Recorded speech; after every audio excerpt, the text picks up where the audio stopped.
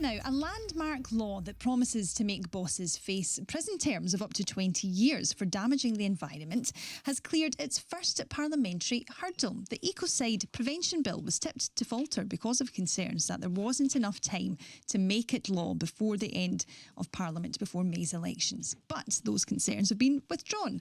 Martin and Laura were talking to the wildlife cameraman Doug Allen on the programme yesterday. We need another law. We need something that will provide a singular sort of overarching piece of legislation, such as this Ecocide Bill, which will cover so many more aspects of harm against the environment in a collective, integrated fashion. Now to Monica Lennon, the Scottish Labour MSP behind the bill. Good morning, Monica. Thank you very much for being with us in the studio. Tell us, what is Ecocide? Why do we need a bill for it? Good morning. Well, I can't put it any better than Doug Allen did on the show yesterday. What a legend. But when we talk about ecocide, we mean the most severe harm to the environment. We're talking about the destruction of ecosystems. Often people think about deforestation or oil spills in the ocean that cause, absolute havoc. So we are talking about rare but the most severe widespread examples of environmental harm. We're not talking about day-to-day low-level offences. So are there not already protections in place for that? We have protections and laws against those lower level offences, but as you heard Doug say, and he's seen the damage to the environment around the world with the breakdown of our climate and the loss of nature and the harm of big pollution, that when we have these catastrophic events, our laws currently are not a strong enough deterrent to prevent those incidents from happening in the first place, but the penalties and sanctions don't fit the crime. So right now in Scotland, if someone was being prosecuted for an environmental offence, the maximum jail sentence would be 5 years. Under my bill, that would be 20 years. So that is quite severe, but that should change corporate behaviour. If you're in a boardroom and you're thinking about your risk to the environment and you're being quite cavalier, that will make you think quite differently. And around the world, because Scotland is not the front runner, because many countries have an ecocide law or are thinking about it, big corporations are already putting it on their risk register, and that is changing behaviour in the boardroom where it really matters. So can you set out for our listeners then, Monica, what sort of situation in Scotland would qualify as ecocide, or has there been one in sort of recent history? So thinking to the future, we hope that an ecocide event won't happen. We hope this bill will prevent it and that the law is there really as a guardrail.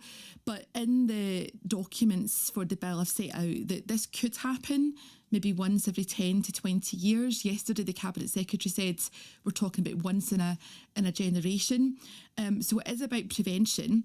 But, looking back, and I've been careful because some of these corporations have, good lawyers and they've got deep pockets. So we don't want to point fingers and look back to accuse people of crimes when the law, wasn't in place.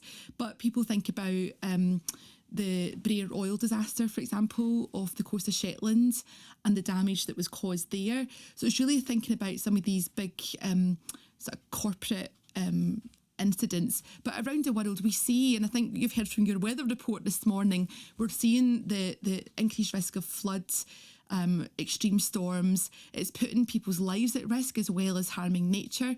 So for me, I've been working on this bill because preventing ecocide is good for Scotland's economy, it's good for the environment, but it's also good for people and our health. And that's why it's backed by not just environmentalists and the so-called tree huggers, but by health charities, by the Children's Commissioner, by trade unions and workers.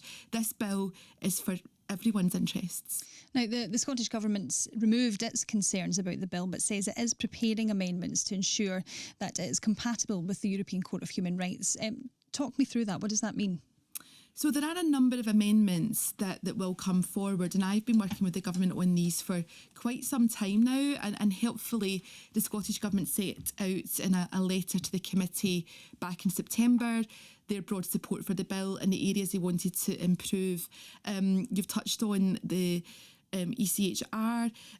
What I've tried to do with the bill is to make sure that there is that anyone would have the right to a fair trial, and that was about building in a defence of necessity, which could be a company saying, well, we had to take this course of action because we were trying to prevent harm to people, for example. So we've made a decision, we knew it was going to cause damage to the environment, but we were trying to save lives. That could be a defence. So these are the sort of legal arguments that will be looked at more closely. But stage one is the broad principles of the bill. Is it the right thing to do? Stage two is the very normal part of parliamentary business where we just try and test out some of the detail. Yesterday, 90 MSPs backed it to get to that next stage. Now, Monica, turning to the events of this week, I have to ask you about them. It's hard to understate just how difficult a week it's been for Labour and the Labour government. I want to ask specifically to you as a female politician, how do you feel watching this week's events unfold? Are you talking about Peter Mandelson? Yes, yeah. Yeah. Well, just saying that name makes my skin crawl, frankly. I wish we didn't have to talk about it. Here we have another example of powerful, well-connected men abusing their position, abusing people's trust. And, you know, Peter Mandelson was best friend with one of the most prolific paedophiles in modern history. So, no, it's not what anyone in the Labour Party wants to be talking about. Right now it feels like our communities are being let down, and the good work the government is doing has been completely overshadowed by these scandals. So I think earlier you heard from people in the Labour Party who have concerns about culture, and that's an issue for the party and for the government.